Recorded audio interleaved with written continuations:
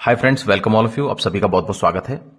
Friends, 17-18 जून 2025 को RS मुख्य परीक्षा संपन्न हो चुकी है। अब चर्चा करते हैं कि क्या इस बार के पेपर्स पिछली बार के पेपर्स के समान ही थे, उससे हार्ड थे या उससे कम स्तर के थे। सेक्शन वाइज बात करेंगे और फैक्ट के बेस पे बात करेंगे। एकदम शानदार एनालिसिस होगा। सबसे पहले बात करते हैं खंड ए की। इस वीडियो में हम केवल फर्स्ट पेपर की बात करेंगे। फर्स्ट पेपर का सेक्शन ए जो कि हिस्ट्री से रिलेटेड है। तो देखिए, सबसे पहले बात करते हैं जो 2-2 मार्क्स के क्वेश्चन थे वो पिछली बार का जो पेपर था उनके स्तर के ही थे। इतना ज्यादा कोई वेरिएशन था नहीं उनके स्तर के। जैसे पिछली बार शेखावटी की 2 बोलियां पूछी गई थी, इस बार 2 चरणदासी संत महिलाओं के नाम पूछ लिए गए। पिछली बार नक्शबंदी सिलसिले के बारे में पूछा गया था, इस बार अहमदिया आंदोलन के बारे में पूछ लिया। तो पिछली बार की तुलना में ये 2-2 नंबर के जो क्वेश्चन थे वो उनका स्तर मुझे समान ही लगता है, कोई ज्यादा इसमें इतना वेरिएशन है नहीं। फिर बात करते हैं 5 मार्क्स की। पिछले प्रश्नों के स्तर से उच्च स्तर के थे, हाई लेवल था। जो पिछली बार क्वेश्चन आए थे उनसे काफी हाई स्तर था 5 मार्क्स के क्वेश्चंस का। जैसे मुगल वास्तुकला हमने पढ़ी है, अच्छे से पढ़ी है, लेकिन क्वेश्चन थोड़ा अलग था। क्वेश्चन यह था कि मुगल वास्तुकला पर देशिश प्रभाव के बारे में बताइए। तो ये थोड़ा उच्च स्तर का क्वेश्चन था। फिर पांचरात्र अवधारणा और सम्राट यंत्र, ये 5 मार्क्स के ऐसे क्वेश्चंस है जो सामान्यतः कोचिंग नोट्स में नहीं मिलते हैं, और मिलते भी हैं तो इतना कॉन्सेप्ट क्लियर हमको पता है कि जंतर मंतर पे सम्राट यंत्र है, लेकिन उस सम्राट यंत्र की क्या क्या विशेषताएं हैं इस बारे में इतना नॉलेज नहीं है। सब लिख के तो आए हैं लेकिन मार्क्स इतने नहीं मिलेंगे।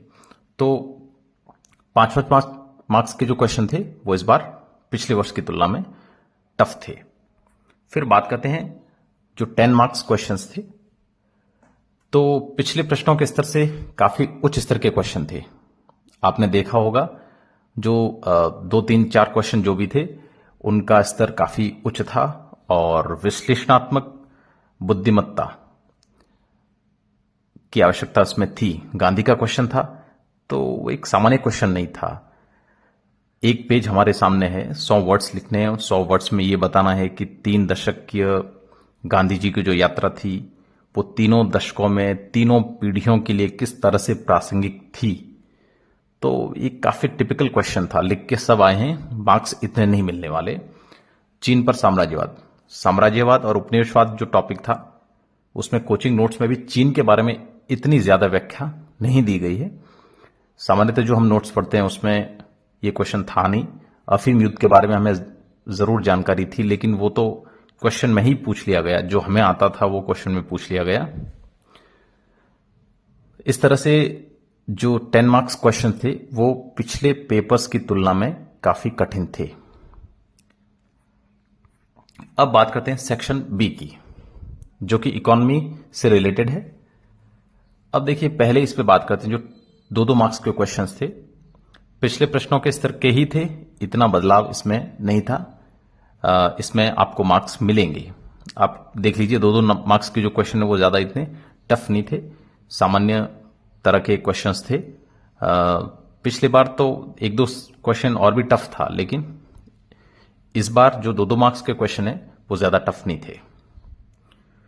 फिर 5 मार्क्स के क्वेश्चंस थे जो वो पिछले प्रश्नों के स्तर से उच्च स्तर के थे और थोड़े स्पेशल भी थे। जैसे अटल टिंकरिंग लैब, वो 5 नंबर में पूछा गया। तो ये सामान्यतः हमें जानकारी तो है कि अटल टिंकरिंग लैब स्थापित की जा रही है, लेकिन इसके पीछे क्या कॉन्सेप्ट है वो 5 मार्क्स में 50 वर्ड्स में लिखना थोड़ा कठिन था। फिर जो वीजीएफ है, वायबिलिटी गैप फंडिंग, ये इकोनॉमिक सर्वे में हमने पढ़ा है कि 2007 में शुरू की गई थी, लेकिन इसे 5 मार्क्स में लिखना, 50 वर्ड्स में लिखना थोड़ा कठिन था। और ट्रेड्स के बारे में तो 5 मार्क्स के जो क्वेश्चन थे इस बार पिछले पेपर्स की तुलना में कठिन थे। अब बात करते हैं 10 मार्क्स। 10 मार्क्स क्वेश्चन थे, तीनों प्रश्न ज्यादा कठिन नहीं थे, इसमें आपको मार्क्स मिलेंगे। सामान्य जानकारी जो लिख के आए हैं इतना हमें हमारे पढ़ा हुआ होता है, तो जो सामान्य जानकारी लिख के आए हैं उनको अच्छे मार्क्स मिलेंगे इसमें।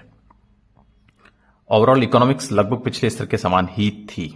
जो पिछली बार का इकोनॉमिक्स का सेक्शन था वैसा ही उसी स्तर का इस बार भी था। अब बात करते हैं सेक्शन 3। सेक्शन 3 में पहला पार्ट सोशियोलॉजी का है। तो देखिए 2-2 मार्क्स है, वो पिछले प्रश्नों से थोड़े उच्च स्तर के थे। आप ठीक से क्वेश्चंस देखिएगा।